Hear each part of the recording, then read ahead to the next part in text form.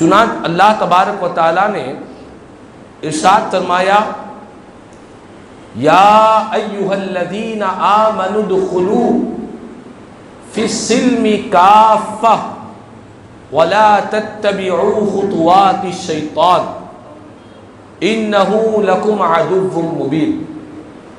اللہ تبارک و تعالیٰ نے ہم ایمان والوں سے اور قیامت تک جتنے مومنین ایمان والے اس دنیا میں آتے رہیں گے جاتے رہیں گے، سارے ایمان والوں سے اللہ کا کلام قرآن کہہ رہا ہے، سب سے خطاب کہہ رہا ہے کہ اے ایمان والو، اسلام میں پورے کے پورے داخل ہو جاؤ، اسلام میں مکمل طور پر داخل ہو جاؤ۔ آج کی جمعہ کی اسی آیت پر ہماری گفتگو رہے گی، اسی آیت پر آج کے جمعہ کا موضوع رہے گا کہ خالق کائنات کا کلام قرآن ایمان والوں سے کہہ رہا ہے۔ یہ بات اگر کافروں سے کہی جاتی، مشرکین سے کہی جاتی، یہود و نصارہ سے کہی جاتی تو بات سمجھ میں آتی کہ اسلام میں داخل ہو جاؤ۔ بات کافروں سے نہیں کہی جا رہی ہے، اسلام میں داخل ہونے کا جو حکم دیا جا رہا ہے یہ کافروں مشرکوں کے لیے نہیں، بلکہ اس آیت میں ایمان والوں سے کہا جا رہا ہے۔ وہ ایمان والے جو پہلے سے ہی اسلام کا کلمہ پڑھ چکے ہیں، وہ ایمان والے جو پہلے سے ہی حضور کے دامن سے وابستہ ہو گئے ہیں، انہیں کہا جا رہا ہے کہ اے ایمان والو، تم اسلام میں پورے کے پورے داخل ہو جاؤ۔ مطلب کیا ہے؟ اس آیت مبارکہ کی تفسیر میں مفسرین اکرام نے بیان کیا اور فرمایا کہ دیکھو، اسلام کوئی مخصوص اعمال کا نام نہیں ہے، کوئی مخصوص کاموں کا نام نہیں ہے، بلکہ اسلام رسول پاک علیہ الصلوۃ والسلام کی وہ تعلیمات ہے، اسلام میں وہ احکامات ہیں جو انسان کی پیدائش سے لے کر موت تک، مرنے تک، اور مرنے کے بعد بھی اسلام کی تعلیمات بندوں کے لیے موجود ہے۔ تو ایمان والوں سے کہا جا رہا ہے کہ اے ایمان والو، اسلام میں پورے کے پورے داخل ہو جاؤ۔ ایسا نہیں کہ کچھ حصے پر عمل کر رہے ہیں اور کچھ حصے کو چھوڑ رہے ہیں۔ آج یہی تو کچھ ہو رہا ہے ہمارے ساتھ۔ آج لوگ کہتے ہیں کہ ہم مسلمان ہیں، ہم مومن ہیں، اسلام لانے کے بعد بھی ہمیں اسلام کا جو ثمرہ ملنا چاہیے، اسلام لانے کے بعد جو شان و شوکت ملنا چاہیے، ہم مسلمان ہونے کے بعد ہمیں جو غلبہ ملنا چاہیے، ہمیں وہ نہیں مل رہا ہے۔ ہم مسلمان ضرور ہیں، ہم نے اسلام کا کلمہ ضرور پڑھا ہے، لیکن آج دنیا میں ہم دیکھ رہے ہیں کہ آج مجموعی طور پر مسلمان پستی اور زوال کا شکار ہے، ظلم و زیادتیوں کا شکار ہے۔ مجموعی طور پر آج مسلمان اسلام کا کلمہ پڑھنے والا، اسلام کا جھنڈا اٹھانے والا، آج ہر جگہ پستی، زوال، ناکامیوں میں گرفتار ہو چکا ہے۔ اس کی وجہ کیا ہے؟ وجہ اسی آیت پر اگر ہم غور کریں گے تو ہم کو اس کی وجہ، اس کا سبب بھی مل جائے گا۔ ہم اسلام پر عمل کرتے ہیں، لیکن کب تک؟ جہاں ہمارا جی چاہتا ہے ہم وہاں اسلام کی تعلیمات پر عمل کرتے ہیں، اور جہاں کوئی بات اسلام کی ہماری مزاج کے خلاف میں ہو، ہمارے دنیاوی ظاہری فائدے کے خلاف میں ہو، جہاں اسلام کا کوئی حکم ہمارے نفس کی خواہشات کے خلاف میں ہو، ایسے وقت میں ہم اسلام پر عمل کرنا چھوڑ دیتے ہیں، اسلام کی تعلیمات کو فراموش کر دیتے ہیں۔ اس وقت ہم اپنی مزاج اور اپنی طبیعت کے مطابق اس چیز کو اپنایا کرتے ہیں۔ تو خالق کائنات کا کلام قرآن کہہ رہا ہے کہ اے ایمان والو، ایسا نہیں ہونا چاہیے، تم مکمل طور پر اسلام میں داخل ہو جاؤ۔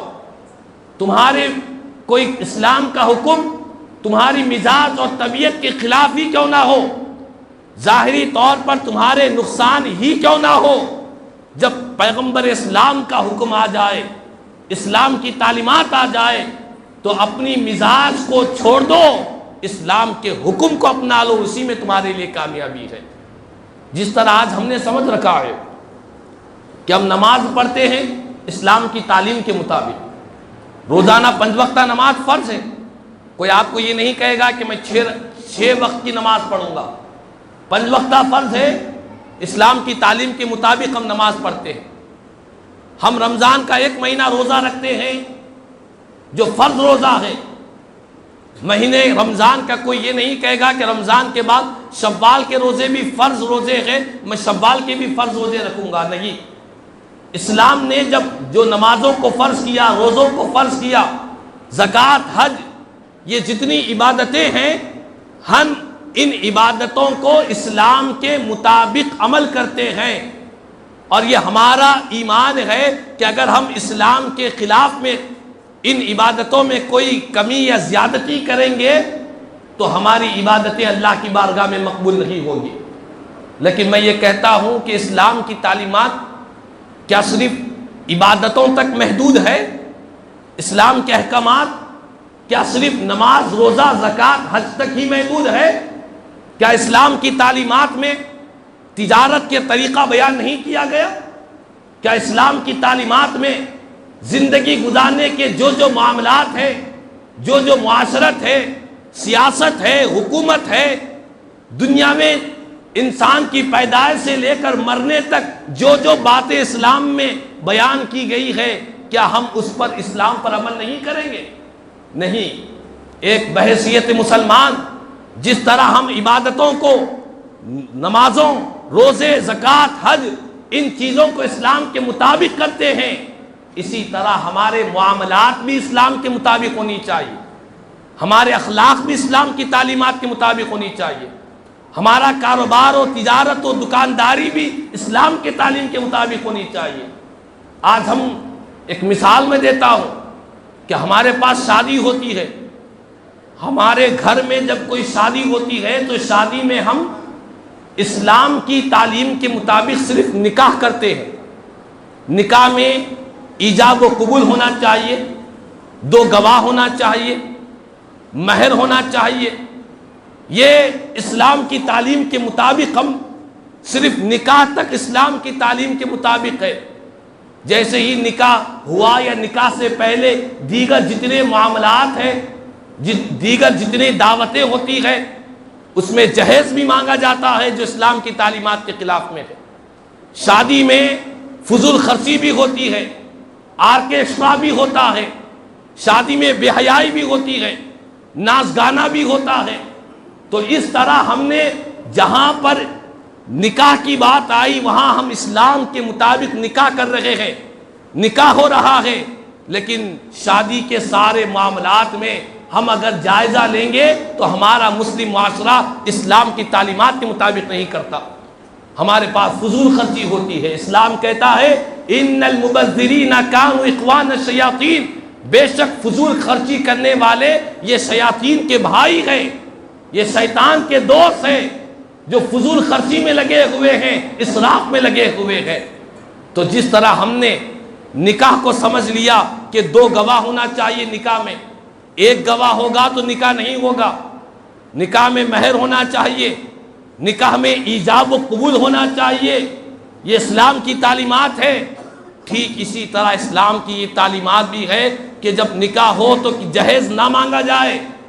اسلام کی اسی طرح تعلیمات ہے کہ جب نکاح کر کسی بچی کو اپنے گھر لائیں تو اس پر ظلم و زیادتیاں نہیں کرنا چاہیے، اپنے گھر کے اندر اپنی بیوی پر، اپنی بہوؤں پر اور گھر کے لوگوں پر ظلم و زیادتی کا معاملہ نہیں ہونا چاہیے، یہ بھی اسلام کی تعلیمات ہے۔ تو لیکن جہاں اپنا جی چاہا، جہاں اپنا نفس چاہا، جہاں ہمارا کوئی نقصان نہیں ہے وہاں پر اسلام پر عمل کریں گے۔ جہاں ہم کو ہمارے مزاج کے خلاف، ہماری طبیعت کے خلاف کوئی کام دکھ رہا ہے، کوئی چیز دکھ رہی ہے، اسلام کا کوئی حکم دکھ رہا ہے، تو اپنی مزاج کے خلاف ہونے کی وجہ سے ہم اس پر عمل نہیں کرتے، اسے چھوڑ دیا کرتے ہیں۔ اسی وجہ سے آج ہم اسلام کے جتنے فوائد ہیں، ایک مسلمان کی جو شان و شوکت ہوتی ہے، ایک مسلمان کا جو غلبہ ہوتا ہے، ایک مومن کا جو عظمت ہوتی ہے، اس عظمت سے آج ہم محروم اور پستی اور زوال کا شکار اسی لیے ہے کہ ہم اسلام پر صرف چند چیزوں میں عمل کرتے ہیں، ہماری زندگی کا اکثر حصہ اسلام کی تعلیمات کے خلاف میں ہوا کرتا ہے۔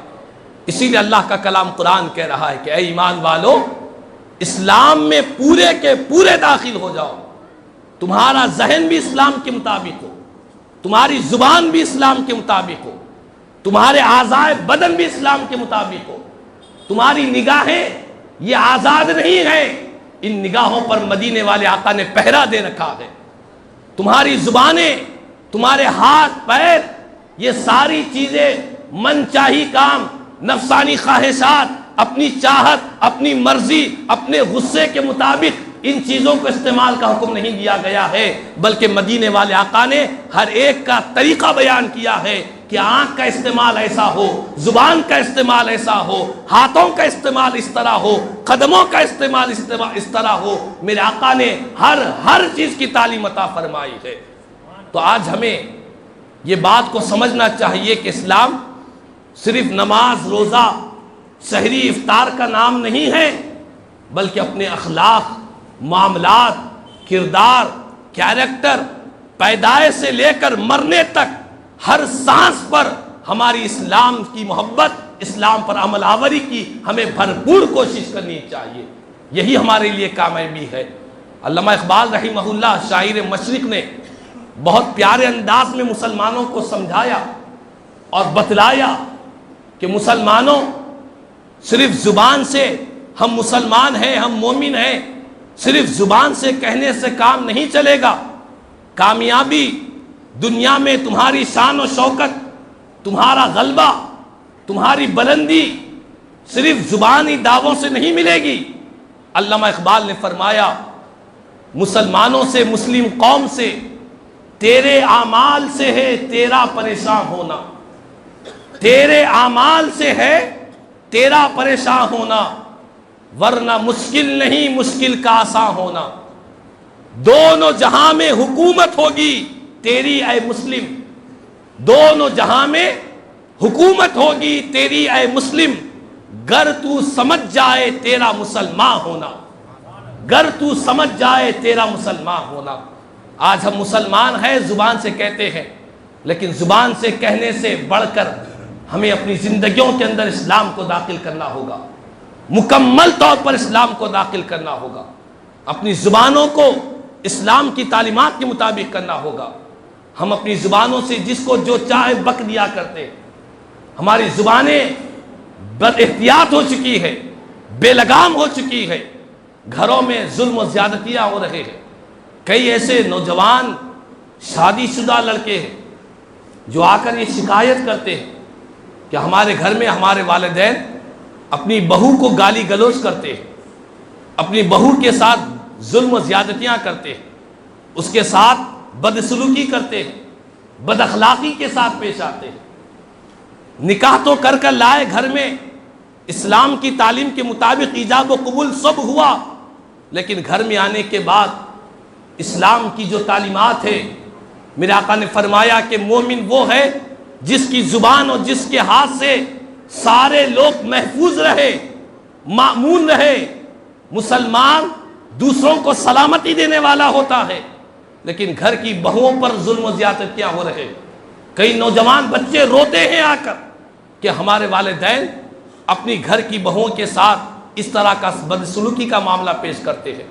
تو خدا را آج ہم تمام کو چاہیے کہ اسلام کو ہم سمجھیں، صرف زبان سے دائرہ اسلام کی بات نہ کریں، بلکہ حقیقی طور پر، مکمل طور پر ایک مومن، ایک مسلمان، ایک ایمان والے کو اسلام نے جو جو تعلیمات فراہم کی ہے ان تعلیمات کے مطابق اپنی زندگی گزارنی چاہیے، مکمل طور پر اسلام کے دائرے میں داخل ہو۔ ہمارا کاروبار و تجارت، دکانداری بھی اسلام کے تعلیمات کے مطابق ہو، ہمارے اخلاق بھی اسلام کی تعلیمات کے مطابق ہو، ہماری شادی کے سارے معاملات اسلام کے تعلیم کے مطابق ہو۔ اللہ کا کلام قرآن کہہ رہا ہے کہ اے ایمان والو، یہودیوں کی طرح نہ کرو، کہ یہودی کیا کرتے؟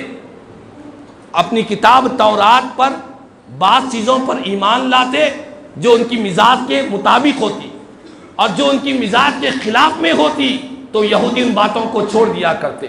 ایمان والوں سے کہا جا رہا ہے کہ اے ایمان والو، تم ان یہودیوں کی طرح نہ بنو جو اپنی خواہش کے مطابق اپنے دین پر چلتے ہیں۔ جہاں اپنا فائدہ ہے وہاں پر دین پر چلتے ہیں، جہاں اپنا کوئی مفاد ہے وہاں پر دین پر چلتے ہیں، اور جہاں اپنا کہیں نقصان دکھ رہا ہے کوئی حکم میں تو وہاں پر چھوڑ دیا کرتے ہیں۔